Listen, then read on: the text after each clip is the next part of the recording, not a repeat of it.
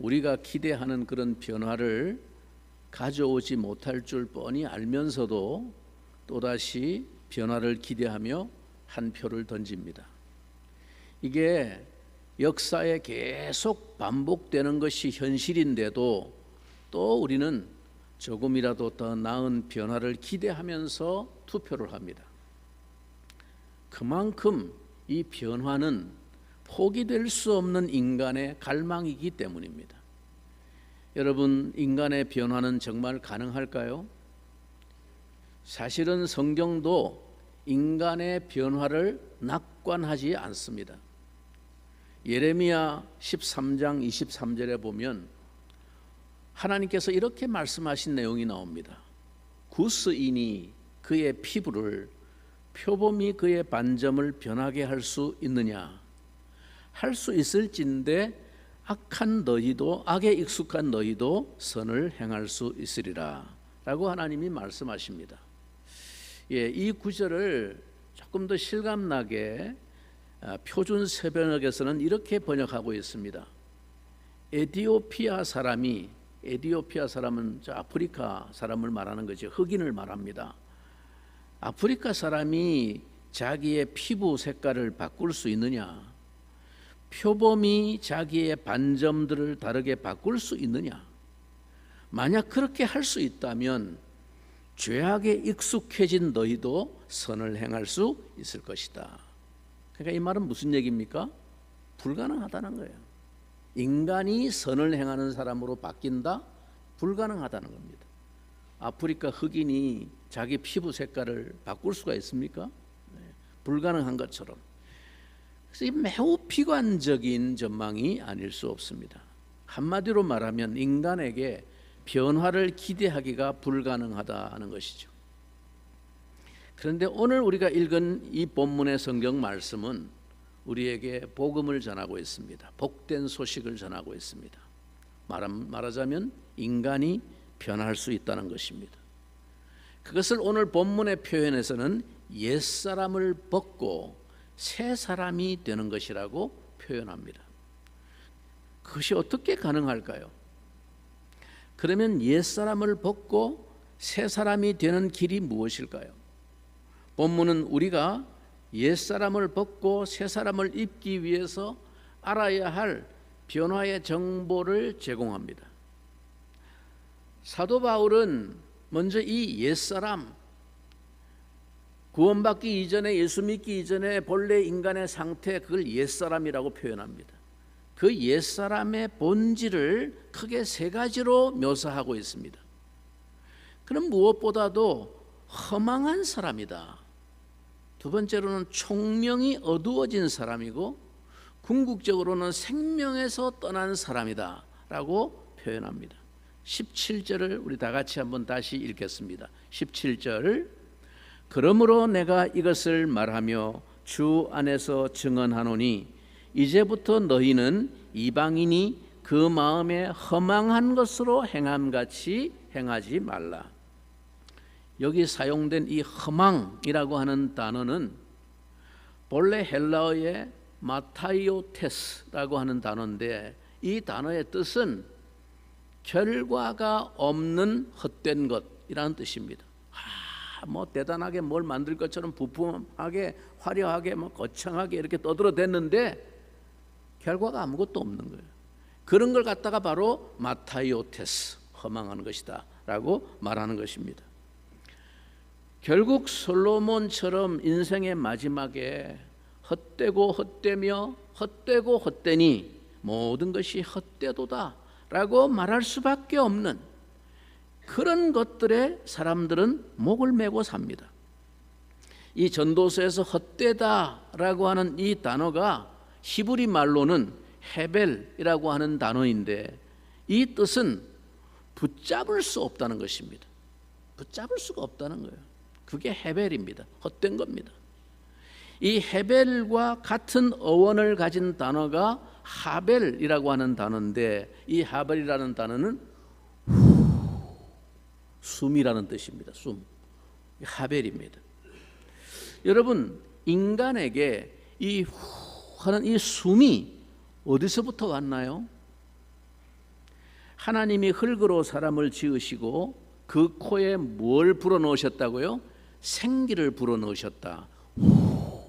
숨을 불어넣으셨다는 것입니다. 하나님의 숨을, 하나님의 생기를 불어넣으심으로 비로소 사람이 생명이 되었다, 살아있는 존재가 되었다라고 창세기는 말씀합니다. 하나님이 그 코에 숨을 불어넣으심으로 사람은 살아있는 생명체가 됩니다. 그런데 이 숨은, 이 하벨은 우리가 매일 매 순간 숨을 쉬고 들이마시고 살지만 이 숨을 내가 붙잡을 수 있습니까? 이걸 놓치지 않기 위해서, 영원히 붙잡기 위해서 내가 아무리 애를 써도 이 숨은 내가 붙잡을 수 없는 것입니다. 그게 헤벨입니다. 헛된 것입니다. 여러분, 생기의 주인이신 하나님이 코에서 그 숨을 거두시면 그는 생명이 떠납니다. 그래서 여러분, 사람이 죽으면 뭐라고 말합니까? 예, 숨을 거두셨습니다. 그렇게 말하죠. 숨을 거두셨습니다. 누가 그 숨을 거두었습니까? 그 숨의 주인이신 하나님이 거두어 가시면 그것은 내가 아무리 더 붙잡고 싶어도 붙잡을 수 없는 것, 그래서 이 숨이 헤벨이라는 것입니다. 헛되다라는 것입니다.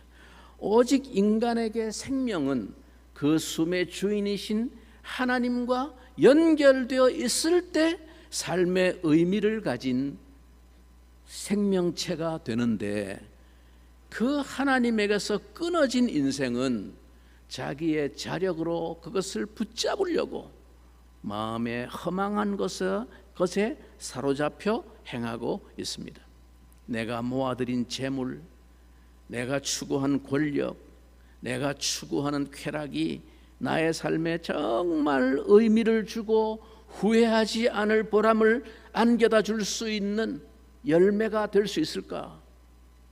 결국 마지막에 내가 왜 이런 것들에 목을 메고 평생을 살아왔을까?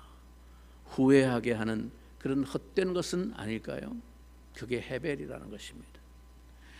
옛사람이 가지는 또 하나의 특성은 오늘 사도 바울의 표현에 보면 총명이 어두워진 사람이라는 것입니다.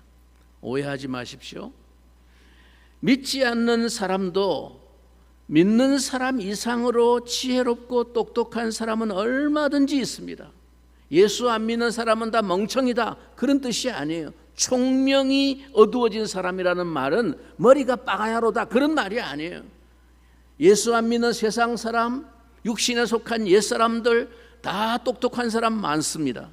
그러나 하나님을 아는 지식에 있어서는 그들은 전적으로 어두워진 상태에 있다는 것입니다. 천재 물리학자로 일컬어지는 스티븐 호킹, 이 사람도 그런 사람 중에 한 사람에 불과합니다. 그는 과학의 위대한 업적을 남겼지만 이것은 영적인 어둠을 의미하는 것입니다. 총명이 어두워진 사람이라는 것입니다. 여러분, 우리가 전도를 해보면 세상에서 똑똑한 사람들이 왜 그렇게 영적인 일에는 무지한지 모르겠다는 그런 안타까움이 가슴을 칠 때가 많습니다. 그래서 예수님께서도 유대의 당시 최고의 지성인이고 철학과 종교를 가르치던 이스라엘의 선생인 랍비 니고데모에게 예수님이 하신 말씀입니다. 사람이 거듭나지 아니하면 하나님 나라를 볼 수도 없고 들어갈 수도 없다라고 말씀하신 것입니다.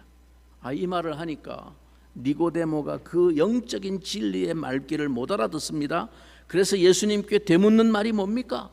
사람이 늙으면, 내가 이만큼 지금 나이가 들었는데 어떻게 새삼 어머니 모태에 다시 들어갔다 나올 수가 있습니까? 라고 묻습니다. 영적인 진리에 대해 말귀를 못 알아듣는 것이죠. 이게 바로 총명이 어두워진 사람의 모습입니다. 사도 바울은 결국 그 원인이 하나님의 생명에서 떠나 있기 때문이라고 말합니다. 자, 18절을 이어서 읽겠습니다. 18절. 그들의 총명이 어두워지고 그들 가운데 있는 무지함과 그들의 마음이 굳어짐으로 말미암아 하나님의 생명에서 떠나 있도다. 성경은 한마디로 하나님을 모르는 사람의 상태를 영적으로 죽었다라고 말합니다. 그리고 이러한 영적인 죽음의 한 원인은 오늘 본문의 표현대로 하면 마음의 굳어짐 때문이라고 말합니다. 마음이 굳어졌어. 마음이 굳어지면 영적인 일에 반응하지 못합니다. 시체가 반응하지 못하는 것처럼 말입니다. 시체는 웃지도 울지도 않습니다. 하나님의 말씀에도 성령의 역사에도 반응이 없습니다. 이것이 바로 옛사람, 하나님을 모르고 희망 없이 사는 사람의 모습입니다.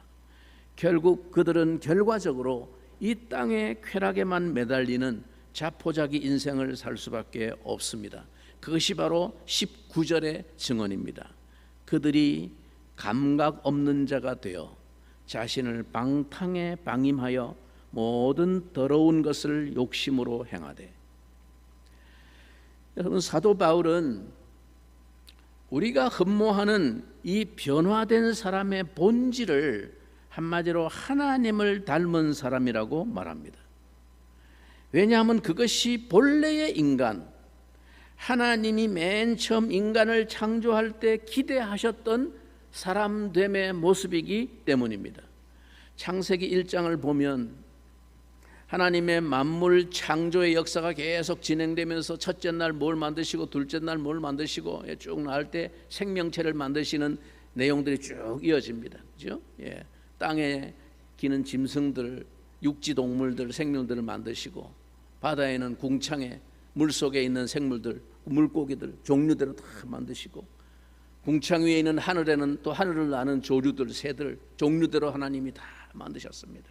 자, 이 하나님의 창조의 역사가 진행되면서 가장 반복되는 단어가 뭔지 기억하십니까?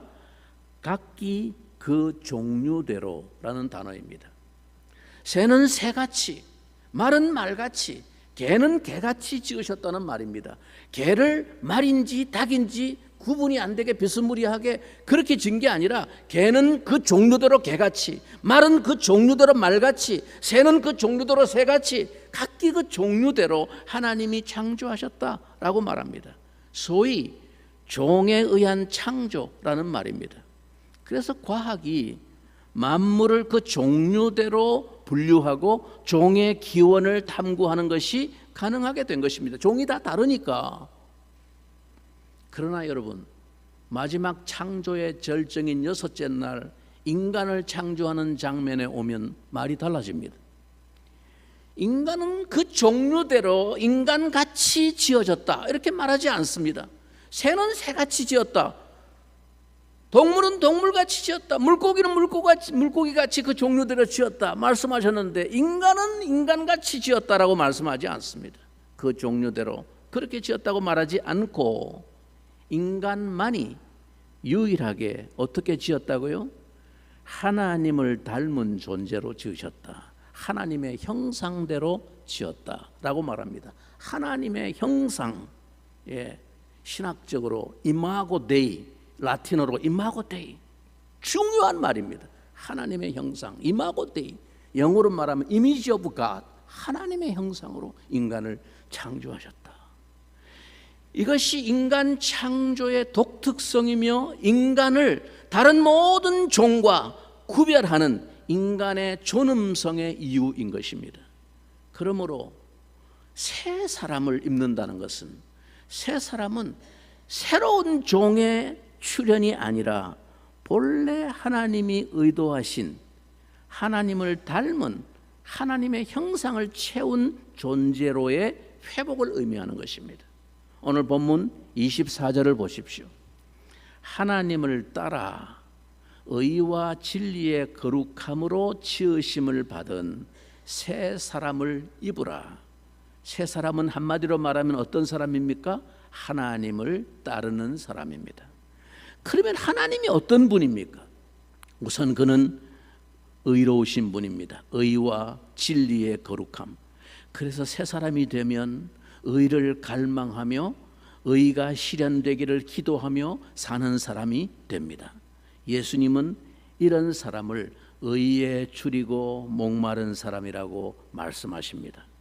새 사람은 또한 진리의 옷을 입은 거룩한 사람입니다. 하나님은 진리 그 자체이시고 진리로 인생을 거룩하게 하시는 분입니다. 그렇다면 그 하나님을 따르는 자로 부름받은 우리도 진리로 무장하고 거룩한 영향을 끼치는 자로 한평생을 살아야 할 것입니다. 이게 새 사람을 입는다는 말입니다. 예수님께서 당신의 제자들을 위한 마지막 기도를 드리면서 하나님 앞에 올린 기도의 제목을 기억하십니까? 요한복음 17장 17절에 있습니다. 그들을 진리로 거룩하게 하옵소서. 아버지의 말씀은 진리니이다. 마지막으로 이 땅에 남긴 제자들을 아버지께 맡기면서 당부하는 말씀입니다. 아버지, 진리로 이들을 거룩하게 해주십시오. 아버지와 나를 닮은 존재로 이들도 거룩하게 해주십시오. 어떻게 거룩하게 할 수 있습니까? 아버지의 말씀이 진리님. 그렇습니다.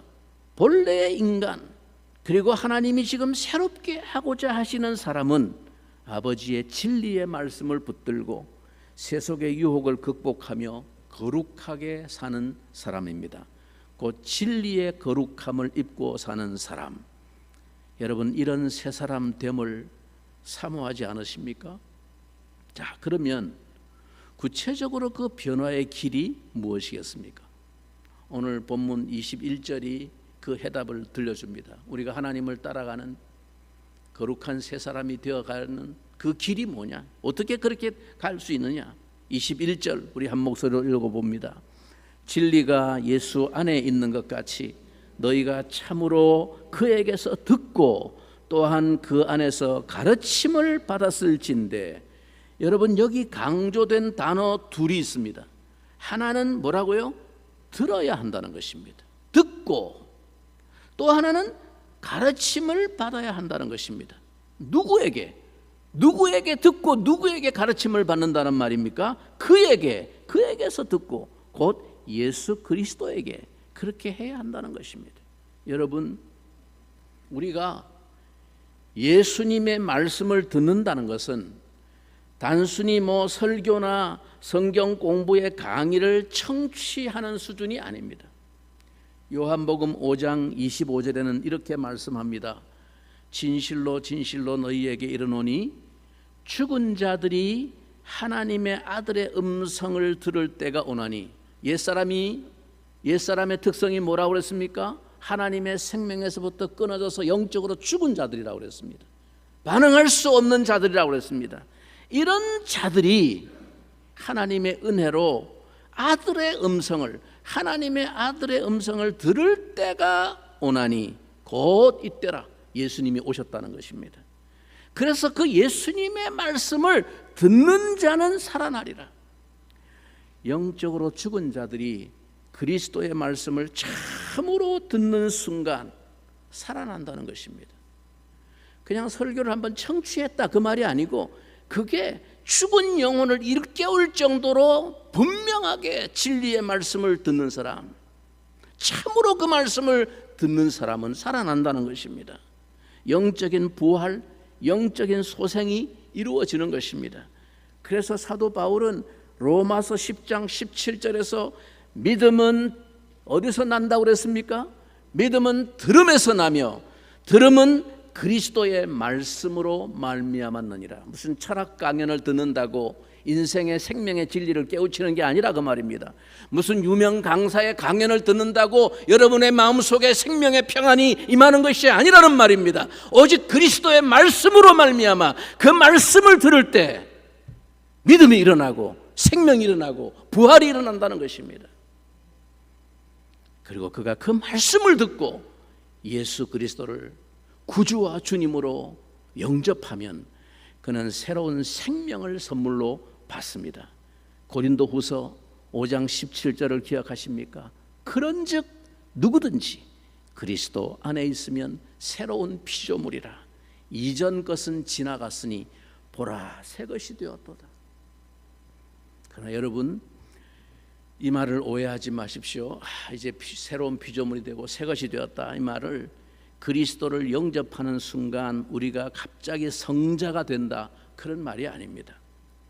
그러나 그 순간이 정말 예수님의 말씀을 정말로 듣고 그를 구주와 주님으로 영접하고 받아들이게 되면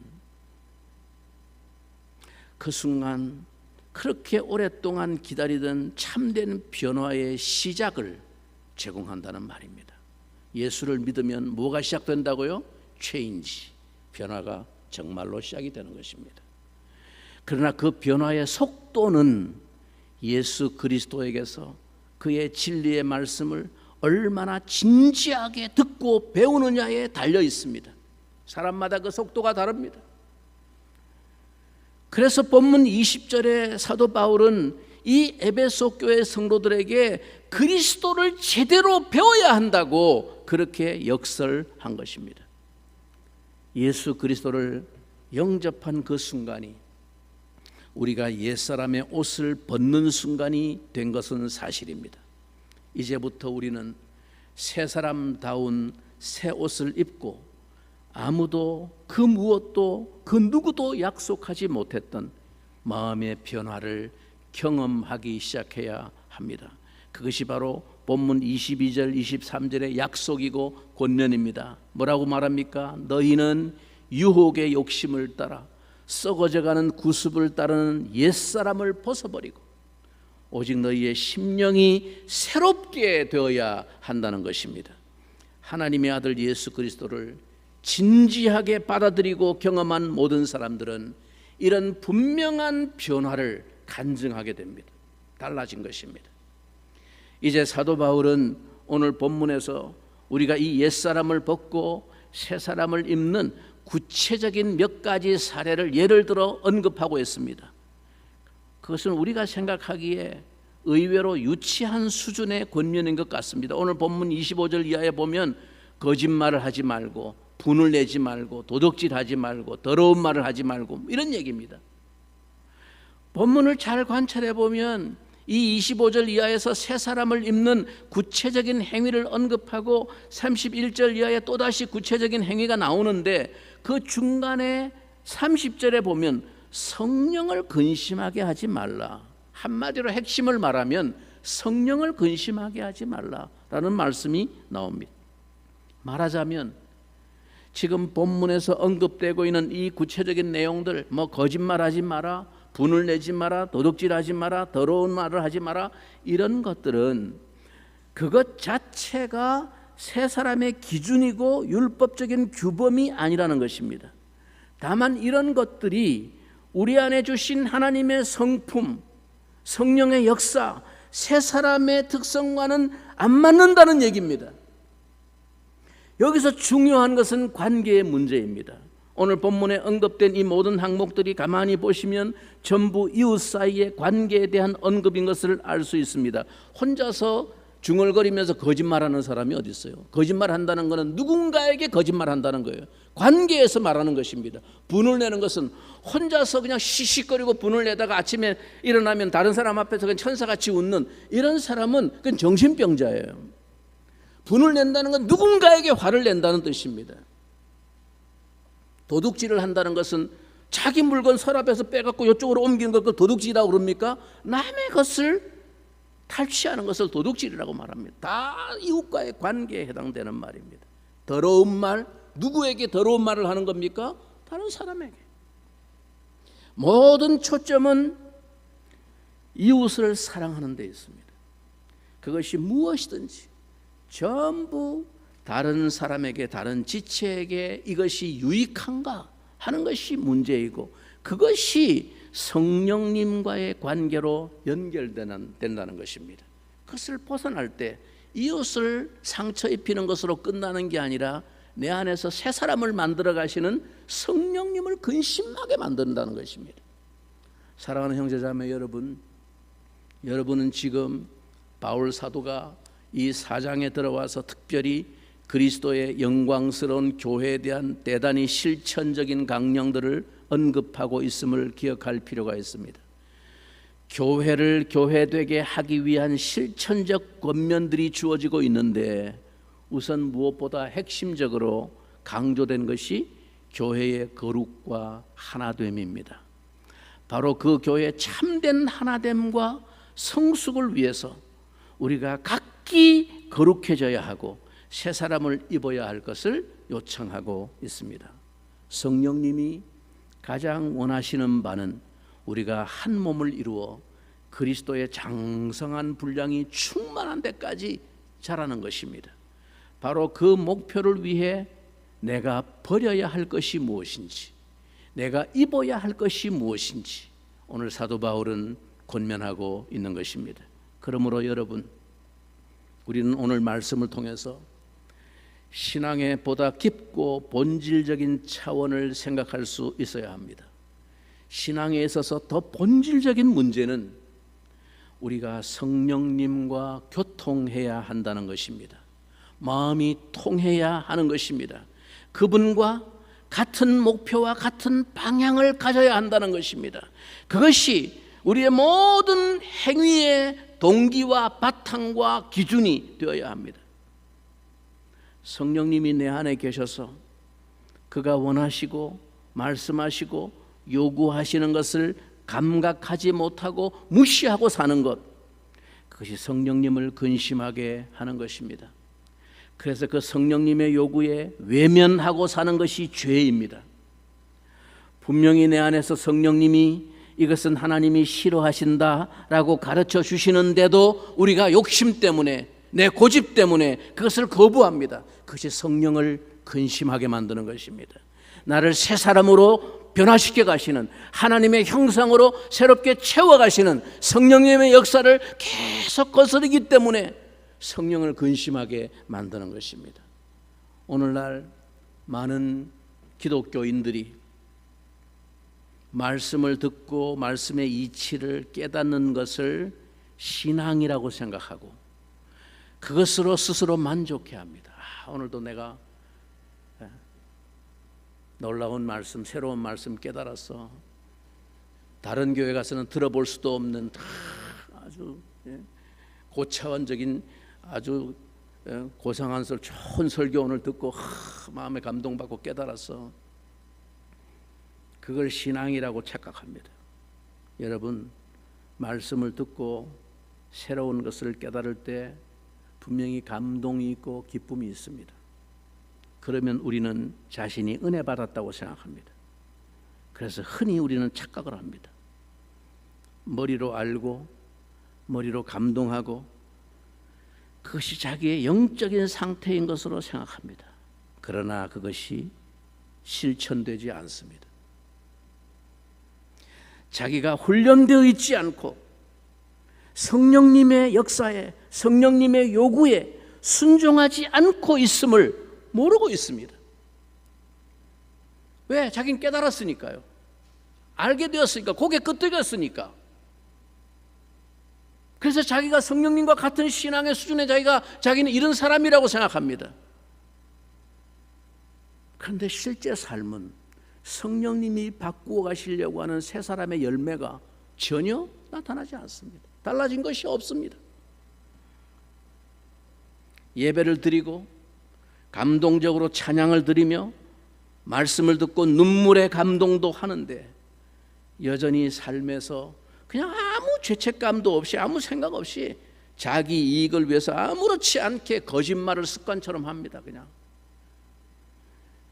양심에 가책 없이 남의 것을 쉽게 취합니다. 여전히 입에 더러운 말을 습관적으로 하고 있다면 그것이야말로 자기가 지금 성령을 근심하게 하는 자임을 알아야 합니다. 그걸 지금 바울이 구체적으로 예를 들어서 말하는 겁니다. 지금까지 너희들 도둑질을 생각 없이 하고 살았지. 도둑질을 끊는 정도가 아니라 새 사람을 입는다는 것은 도둑질을 중단하는 정도가 아니라 역으로 너희들이 손으로 배나 더 수고하고 일하여서 너희들이 수고하여 얻은 그것을, 이전에는 다른 사람의 것을 탈취하는 것을 죄인 줄을 모르고 살았는데 이제는 네가 배나 더 열심히 땀 흘려 수고하고 얻은 그것을 다른 사람에게 베푸는 삶을 나아가야 그가 새 사람을 입는 것이라고 가르쳐주고 있습니다. 여러분, 신앙과 삶의 실제가 별개로 따로 노는 것을 문제라고 인식하지 못한다면 그는 지금 성령을 근심하게 하고 있는 사람입니다. 나를 정직하게 말씀 앞에서 늘 들여다 보아야 합니다.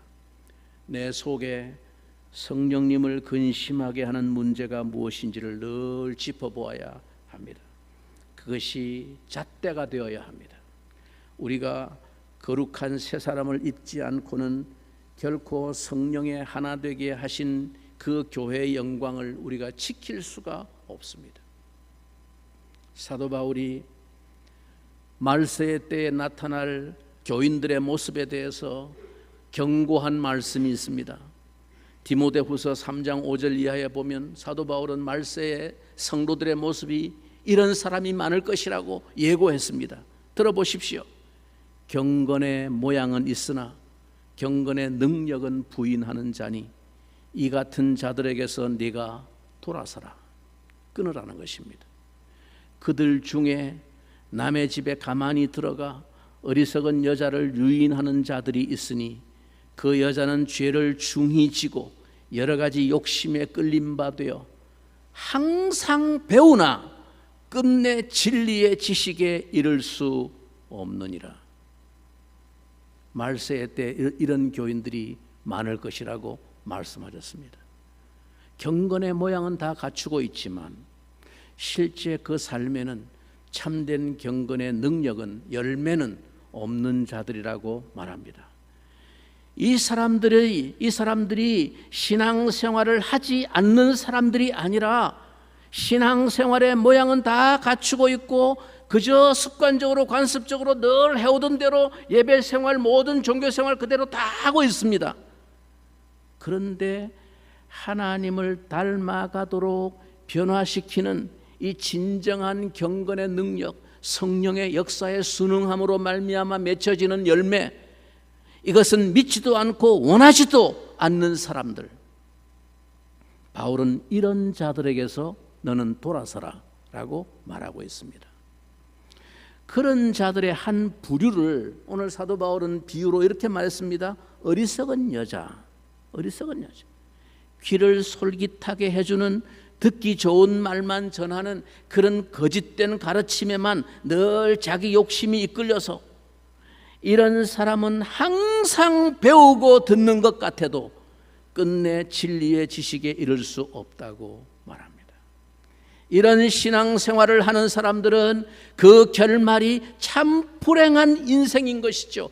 헤벨, 붙잡을 수 없는 그것, 그 허망한 것에 매여 행하고 있다가 마지막 날 자기 인생이 헤벨이라는 것을 깨닫게 될 것입니다. 진정한 경건의 능력, 신앙의 변화와 열매를 맺으려면, 새 사람의 옷을 입으려면 배우고 깨달은 진리의 말씀대로 돌아서는 결단이 있어야만 한다라는 것입니다. 이 같은 자들에게서 네가 뭐라고요? 돌아서라.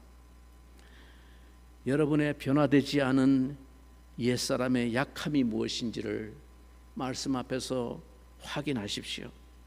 그리고 자신의 그 실상을 놓고 성령님의 도우심을 간구하십시오. 그러면 다만 성령님께서 우리를 기어코 그 자리로 끌고 가실 것입니다. 왜냐하면 우리는 그 안에서 너희가 구원의 날까지 인치심을 받았기 때문입니다. 사랑하는 성도 여러분, 오늘 우리는 이 말씀에 비추어 우리의 지나간 삶을 반성해 보아야 할 것입니다. 항상 배우고 들어도 끝내 진리의 신앙에 결실하지 못하는 어리석은 여자와 같은 인생 되지 않도록 경건의 모양만 가진 자들의 자리에서 돌아서는 결단이 있어야 하겠습니다. 참된 경건의 능력으로 내 삶이 채워지도록, 참된 진리의 지식에 이르는 신앙의 변화와 열매가 내 삶에 드러나도록, 그래서 성령을 근심하게 하지 않는 성도, 성령과 한 마음이 되어 교통하며 성령이 기뻐하시며 역사하실 수 있는 영광스러운 교회로 우리 모두가 자라갈 수 있기를 간절히 축원합니다. 말씀을 기억하면서 우리 함께 한 목소리로 한번 기도하겠습니다. 하나님, 오늘 이 말씀의 권고와 교훈을 깊이 묵상하면서 우리에게 새 사람의 옷을 덧입는 아름다운 변화와 열매가 충만해질 수 있도록 하나님, 오늘도 연약한 우리를 도와주시옵소서. 우리 한번 한 목소리로 기도하겠습니다. 오늘도 우리 가운데 살아 역사하시는 주 하나님, 우리 아버지, 내 안에 함께 하시며 나를 빚어가시는 성령님의 역사에 하나님 아버지 감사를 드립니다. 내 안에 역사하시는 성령의 역사를 근심하게 하는 자로 살지 않게 하시고 그런 자들에게서 돌아서라고 말씀하신 주님, 참으로 우리의 삶을 이제는 진리에 집착하며 하나님 아버지의 그 말씀의 권고가 우리의 삶의 변화의 열매로 결실할 수 있도록 하나님, 날마다 그 말씀을 붙들고 순종하는 자